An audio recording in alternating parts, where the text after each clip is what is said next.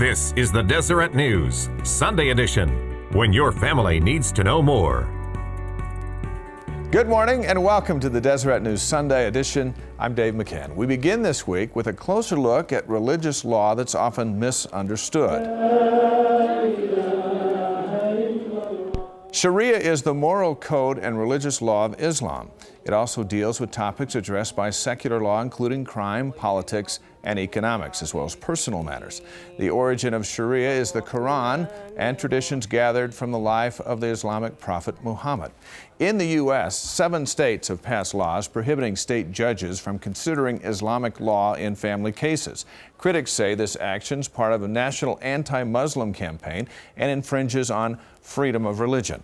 But many scholars believe Sharia law encourages domestic violence against women. My guest this morning is human rights attorney who practices Sharia law. Hawa Ibrahim's work in Nigeria has helped change the way law treats women, the illiterate, and the powerless. She's currently a research associate at the Harvard Divinity School. Good morning. Good morning. Thank you for being here. Thank you for having me. When you had an opportunity to decide what you wanted to do with your life, why did you pick this avenue? I actually became educated by accident and became a lawyer by accident. It wasn't my path.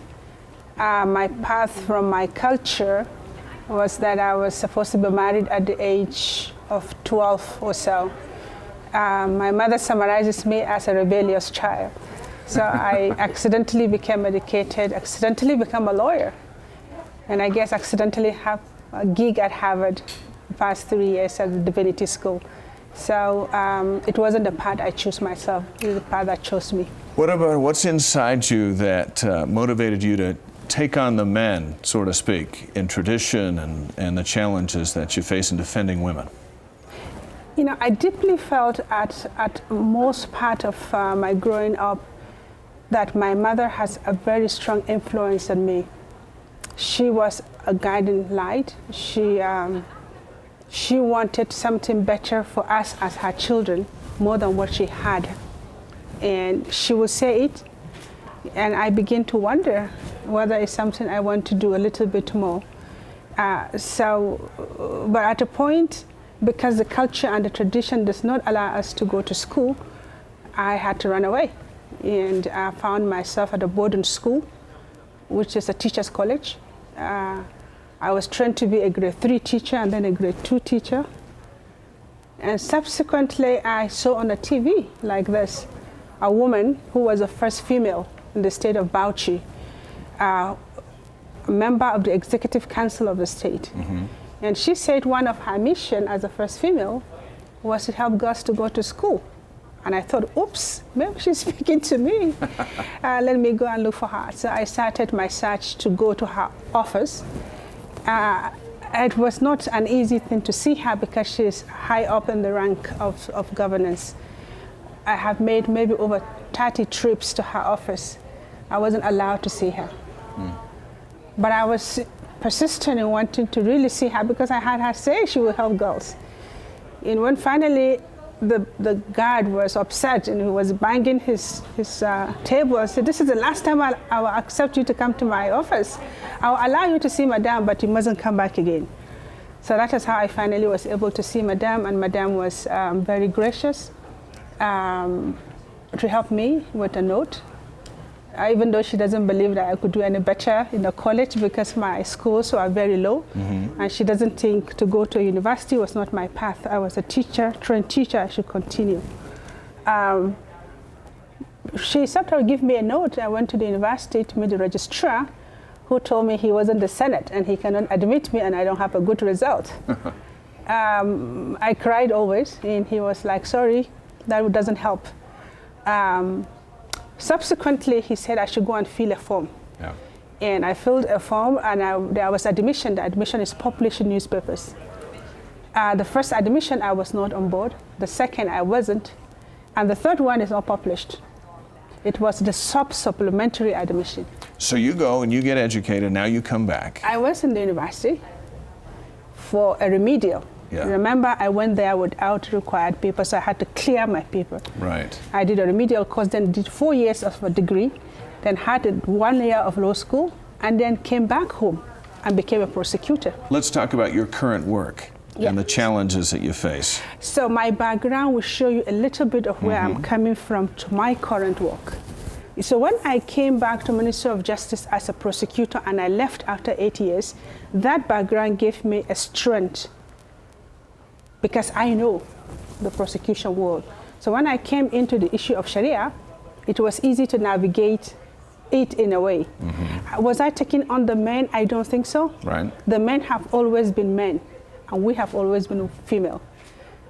We are taught from childhood to respect them. So I had no reason to take on anything but to respect. And I came into the cases of Sharia in 1999. Now, Nigeria is a country of 170 million, and we are divided in region. Currently, Nigeria has 4 legal systems.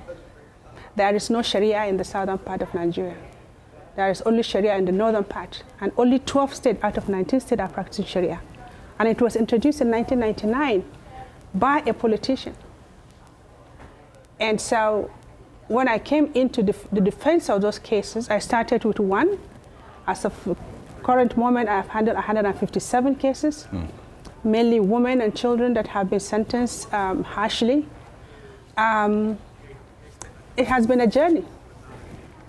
Well, certainly your work has inspired Muslim women around the world. In 2009, 3 Palestinian women changed history by becoming the Middle East's first female judges to be appointed in the religious courts. A documentary film now in production chronicles their journey and the profound ripple effect their appointments made through the Islamic world. Here's a clip from 3 judges. بس بصراحة مش كتير بأيد فكرة الرفض لأنه هو معروف دائما المرأة عاطفية أكثر منها عقلانية. الحكم عندنا الشرعي يعني صعب شوي وتتوجه هاي إلى مشاكل كثيرة في القضاء الشرعي، طلاق وزواج وطلاق، وممكن القاضي بدها تكون تصافح وتتعرض لمشاكل، فالقاضي بيكون أفضل. من المفضل إن يكون قاضي مش قاضي. كان في تخوف إنه الناس ما تتقبلنا، إحنا ما بدنا ست تحكمنا، إنه لازم إنه إحنا القاضي لازم يكون شيخ له لحية ولابس الطربوش. في ناس بدخلوا مثلا بيسألوني بيقولوا لي اختي وين القاضي؟ إنه أنا كست أحيانا بحقق العدالة أكثر من الرجال. يعني حتى لحد ديك اللحظة هاي هو لا زال وجودنا هون تحدي. وحلت على التقاعد للنيل مني من أجل تعيين القاضيات. لم تتعين أي امرأة في هذا المنصب. ما بنعرف قاضي القضاء الجديد هل سيتم قبول السيدات أم لا؟ هذا سؤال كبير. Erica Cohn is the film's director, and we welcome her to our program. Thank you. What do you hope to accomplish with 3 judges? It's a great question. 3 Judges is a film that empowers women around the world. It will change kind of misinformation about what Sharia law is and what isn't. I think oftentimes we as Americans are exposed to women in the Middle East as victims and Muslims as terrorists, and it really takes a conscious effort to reframe our perspectives and get to know a side that we are not seeing. What are the biggest misunderstandings with Sharia?